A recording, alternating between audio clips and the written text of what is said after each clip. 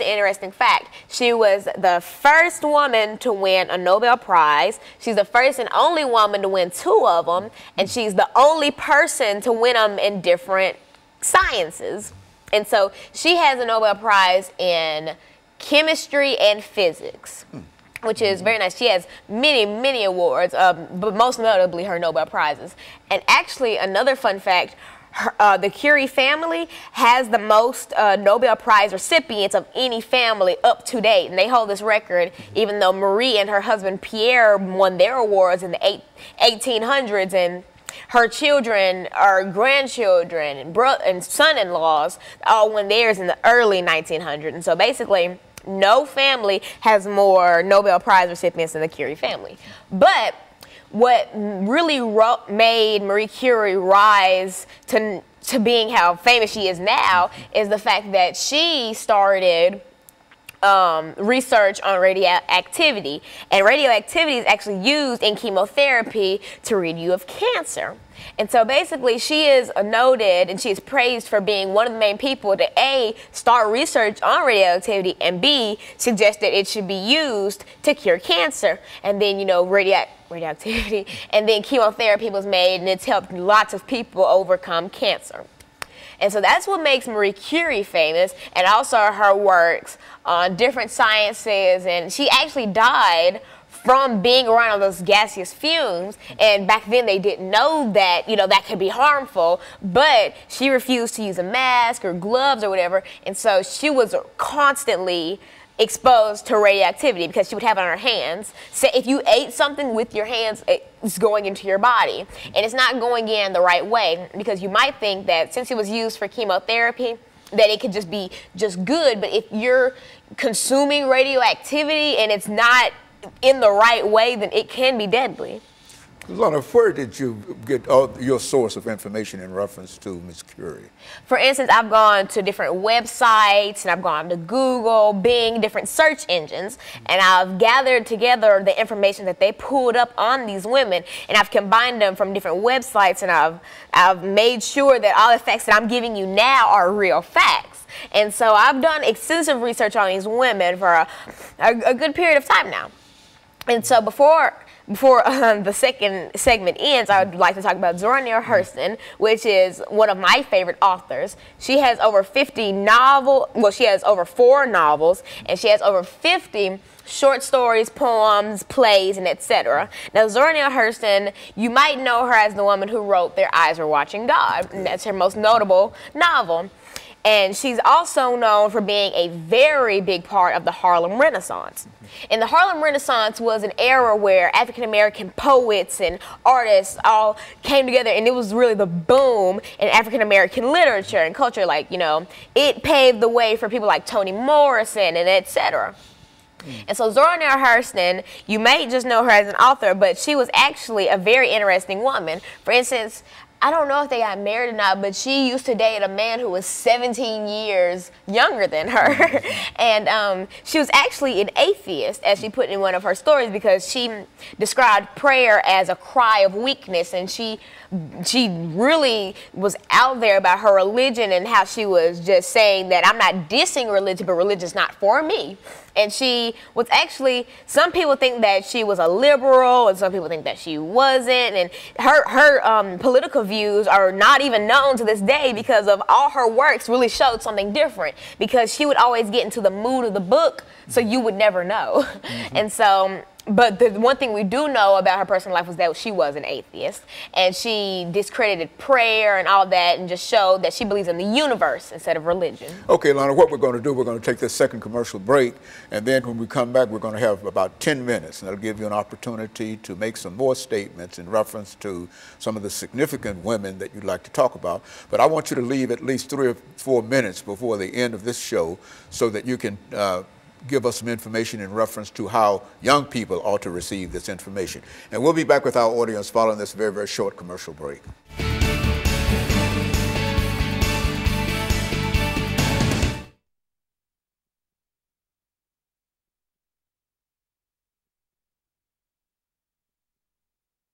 Last 10 minutes. Okay.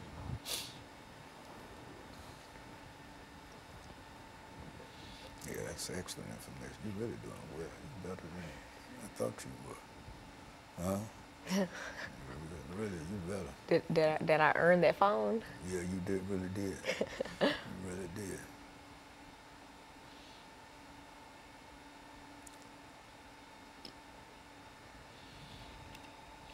Let's see now. Who's this next guest? Now your father's not going to come until 11, whatever.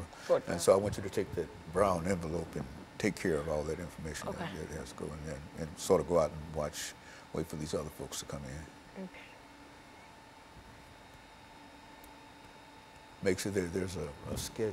Take that schedule out there and sort of keep up with that.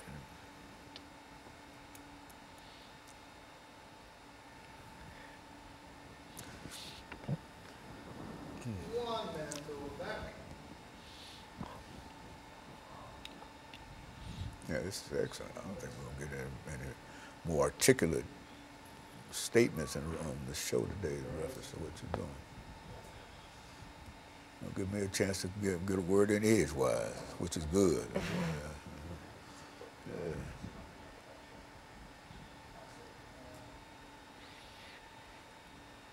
30 seconds. Okay.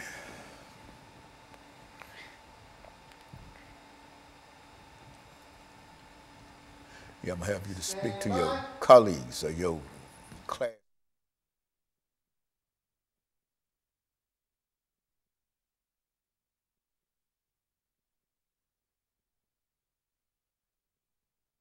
Thank you and welcome back to the final segment of the show for today.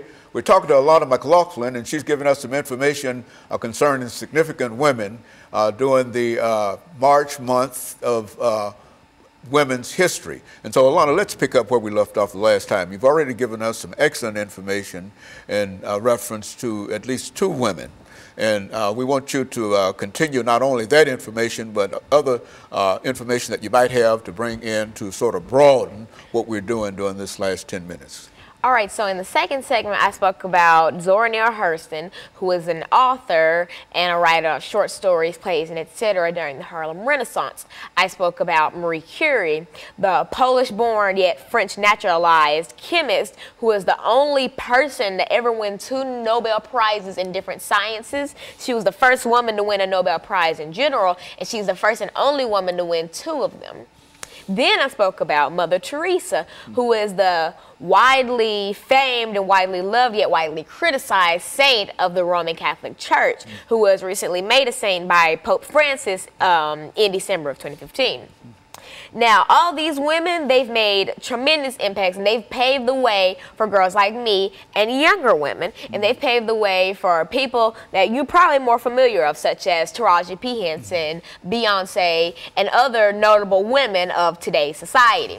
Now, I really want to talk about Taraji P. Henson because she is one of my favorite actresses, and if you're not familiar with her, you actually probably are, you just don't know her name. But if you admire Cookie from Empire, then you know how much Taraji P. Henson can act, because she can act. And I was actually very fortunate to be able to see her speak at Tennessee State University around this time last year. Actually, she came to TSU when it was actually sold out, I think. And she came and spoke, and I got to see her, and I got to ask her questions. She was very nice. It was a really nice event. And so Taraji P. Henson, she is an actress. She's her most famous works are like I Can Do Bad All By Myself, and especially Empire. Now, Empire, if you're not familiar with it, is a show about an African-American recording company, which is a family called, they call themselves Empire. It's just a really nice show, and if you don't watch it, it comes on Fox. It comes back on in March, I think. But anyway, that's Empire. And I Can Do Bad All By Myself was a woman who was a singer at a club, and she has to take in her nephews and her niece, and she has to raise them while kind of raising herself. And she's worked in a lot of great things, and I think that wouldn't have been possible without these women, because they showed that you do not have to be a man to do certain things. Like, for instance, there was a time when they thought that women couldn't be actresses, and there was a time where they thought that men couldn't be models. And so there are always those people who break those boundaries and say, hey, if I can do this, then you can do this. Like Marie Curie said, if I can be a scientist, then a man could be a makeup artist. Anything, because since these people defy these odds, it should empower you to say that you can defy your odds. And for instance, like Beyonce is probably one of the most acclaimed artists in the world, really.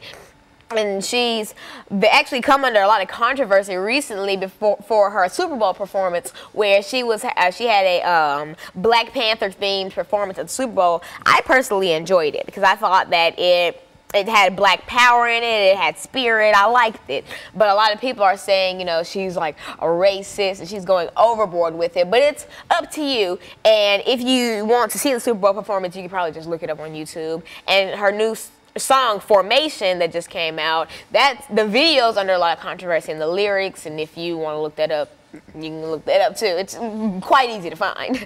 And basically, women like this empower me, but there are always women back at home who should empower you. And I know a lot of people don't have those types of women in their lives, and so that's why I like to be a mentor and etc. And I like to encourage my friends to be mentors to those people who don't have those women figures, like those boys who are growing up without parents and etc., running the streets and etc. But just imagine the difference you could make just by being that woman figure that they've never had in their lives. And so basically, two women who have encouraged me a lot in my life are my grandmother and my mother, basically your wife and your daughter. The reason that my grandmother encourages me is because she showed me and she's told me multiple times that whatever I want to do, that I can do. She's never told me that there was something I couldn't do. Even if I wasn't the best at something, for instance, like running track, I didn't always make first place, or I didn't even always place all the time. Or finish. Or finish. Don't bring that up. No, but anyway, I didn't always do the best, but she encouraged me after every single game. And she told me, you know what, there's always room for improvement, but just don't ever give up. And I think that's the reason why I'm here today, because when I first started the show, I was, it was about 6 years ago. I was like, I don't even know how old. 8 years old. 8, oh my gosh, that's crazy. And so I wasn't the best at speaking. Why? Because I was 8. I had a gap right here. I was missing a tooth. I needed a crown. Did I even have glasses at that point? No, you didn't have any glasses. I couldn't see.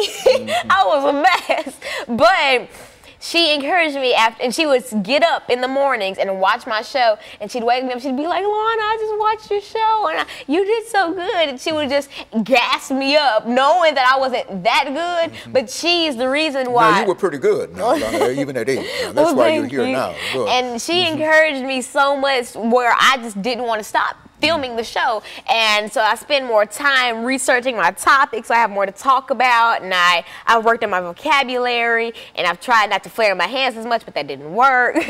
And so she's helped me grow a lot. And another woman who's helped me grow a lot is my mother. She has always supported my endeavors as well, but she's also taught me a lot of things. I like my grandmother. My grandmother is more big on encouraging me and basically never letting me give up. I mean, she's never let me give up. If I said, I can't do it, she won't let me give up. Like, for instance, I couldn't play trumpet. She made me practice, and she made me get good to the point where I actually was fortunate enough to be a part of Metro Nashville's honor band, middle school honor band, which was a really nice event. It was a 2-day event. I had to have a concert. It was really nice. And so I thank these women in my life for being in my life, and I thank them for not saying you can't do this and you'll never be good like that, because they don't have that type of hate in their hearts. My mother and my grandmother have never told me that there's something I couldn't do. If I said, Mom, I want to do this, you can do it. Just practice for it and get ready for it. If I say, I want to be an astronaut, well, learn science and get good at science, because they've never told me I couldn't do anything. I could say that I want to fly, and they could say, well, if you make a machine, you can fly. They would never tell me that I couldn't. And I'm so happy about that, because it's given me so much self-confidence, and it's helped me with so many opportunities in my life. So in a real personal way, you can say that Women's History Month is not only for the general public, but each person has to look within their own lives and within their own households. And they can find women who are significant and women who are doing the same thing in different ways than as the women that you are doing dealing with this morning. Is that what we're saying? Of course. And if you are a woman and you didn't grow up with those types of figures, be that figure to somebody. If you have a son, be that figure to your son. Even if you don't have children, you can go to like the Boys and Girls Club or the YMCA. You can be those figures to kids who didn't have that, and hopefully they can grow up a lot better than a child who didn't have that influence would grow up. And you can really make a difference and really help a lot of children. That's why I always encourage people to go to mentoring and do activities like that, because you don't know how you can impact a child. Very good. And so, Lana, let me thank you over the last half minute that we have here of giving us that information. As a matter of fact, all of the information that you were giving us this morning was so extensive that I didn't even have an opportunity to say that much about it, and that's what I wanted to do, because I wanted you to demonstrate that you are aware of what is going on, and I certainly appreciate that, and I'm sure that your peers appreciate it, and I'm certainly sure that your grandmother and your mother will appreciate some of the kudos that you handed out to her this morning. And of course, let me encourage our audience to tune in again next week for another informative edition of Comments. Thank you and good morning.